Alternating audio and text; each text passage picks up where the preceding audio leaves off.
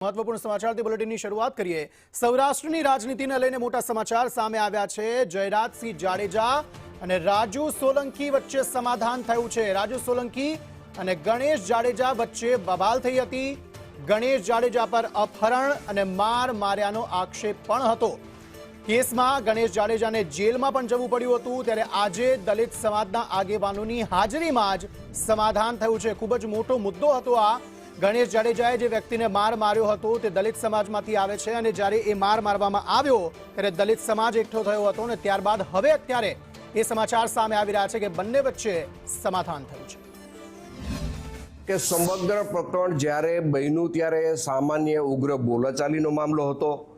આ મામલો વધીને 2 દિવસમાં બનાવ પછી પૂરો થવાનો હતો, પણ રીબડા અનિરુદ્ધે આખા પ્રકરણને ગેરમાર્ગે દોરવા માટે રાજુ સોલંકીને કાંઈ કીધું, સમાધાનનું કાંઈ આમ વાત કરી, આ તે વાત કરી, પૂરેપૂરા સમાજને ગુમરાહ કરવામાં જો મુખ્ય ફાળો કોઈનો હોય તો રીબડા અનિરુદ્ધનો રહ્યો છે।